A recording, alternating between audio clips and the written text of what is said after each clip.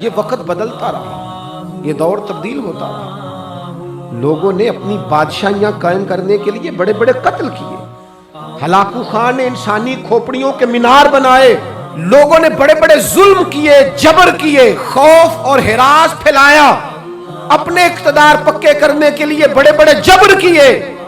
پھر کیا ہوا؟ ایسی ایسی بیماریاں لگی جن کے علاج ہی کوئی نہیں تھے دنیا میں، بھری ہوئی تجوریاں، پیسے باہر گر رہے ہیں، پر ڈاکٹر کہہ رہا ہے تیرا مرضی وہ ہے جس کا علاج ہی کوئی نہیں۔ اللہ تبارک و تعالیٰ کے قانون سے جب لوگ ٹکراتے پھر پاش ہو جاتے ہیں۔ وقت گزرا، ٹائم یزید کا آیا، وقت گزرا تو ٹائم عبید اللہ ابن زیاد کا آیا، ٹائم شمر کا آیا۔ 1450 سال گزرنے کے بعد اس ہزاروں کے مجمع میں سے ایک ایک بچے کو حدیث یاد ہے کہ حسن اور حسین جنتی جوانوں کے سردار ہیں۔ بتاؤ یزید کو نہیں آتی تھی؟ شمر کو نہیں پتا تھا؟ کلمہ تو پڑھتے تھے نا یہ؟ عبید اللہ ابن زیاد کو نہیں پتا تھا؟ نبی پاک علیہ السلام کے کندھوں پر حسنین رہے، ان سب کو پتا نہیں تھا؟ یہ جانتے نہیں تھے کہ یہ وہ حسنین کریمین ہیں جن کو حضور سنتے تھے، فرماتے تھے یہ میرے پھول ہیں دونوں؟ کیا بات رضا اس چمنستان کرم کی، زہرا ہے کلی جس میں حسن اور حسین پھول۔ آج 1450 سال گزرنے کے بعد امت کو حدیث آتی ہے کہ نبی پاک علیہ السلام نے فرمایا جس نے حسن اور حسین سے پیار کیا اس نے مجھ سے پیار کیا، جس نے ان سے بغض رکھا اس نے مجھ سے بغض رکھا۔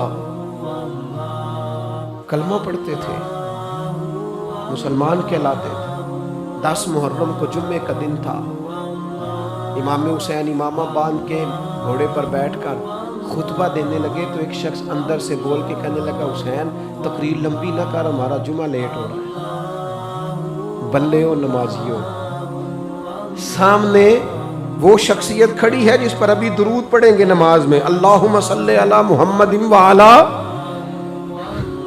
ابھی درود پڑھیں گے حسین ابن علی پر، ابھی شہید کر کے ابھی درود پڑھیں گے، وہ سامنے کھڑے۔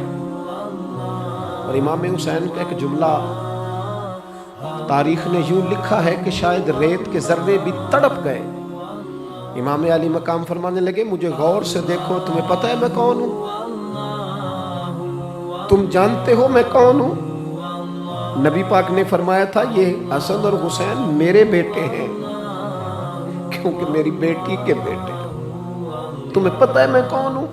سامنے امام حسین کھڑے، فرمایا مجھے جانتے ہو؟ اور امام علی مقام فرمانے لگے میں تمہارے نبی کا نواسا ہوں، اور آج کے بعد تمہیں کسی نبی کا کوئی نواسا نہیں ملے گا، کیونکہ نبی پاک آخری نبی ہے، اور جب حضور کے بعد کوئی نبی نہیں آئے گا تو کسی نبی کی اولاد کیسے ہوگی؟ تمہیں آج کے بعد کسی نبی کے نواسے کی زیارت نہیں ملے گی۔ میں کیسے آپ سے یہ بات آپ کو عرض کروں کہ سامنے حسین ابن علی بھی ہوں تو لوگ نفس کی خواہشیں پوری کرتے ہیں، لوگ اپنی کرسیاں پکی کرتے ہیں، لوگ گورنریاں پکی کرتے رہے، لوگ گڈ بک میں جانے کے لیے ایک دوسرے کو شاباشیاں دیتے رہے، جشن ہوتا رہا۔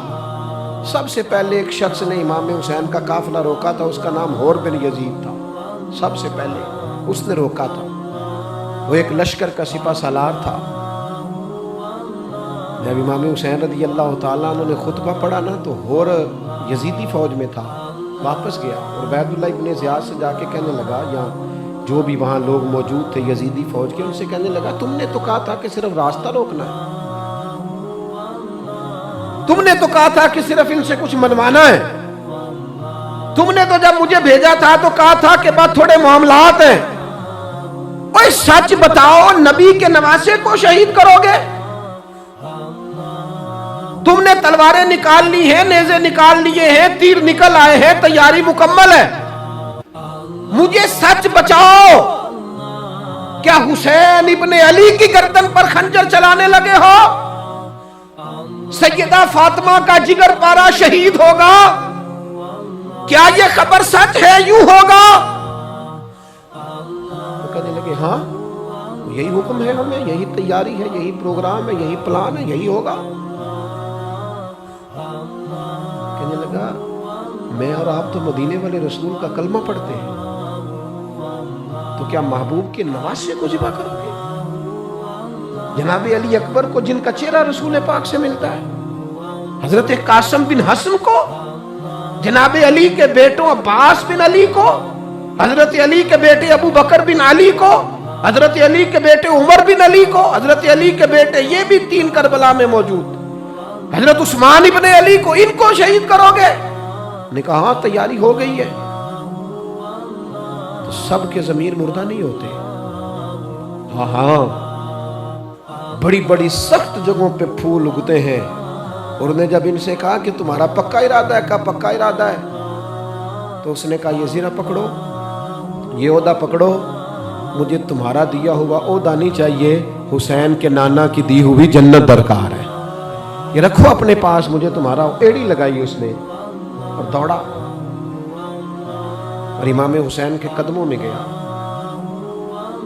کہنے لگا حضور میں مجرم ہوں،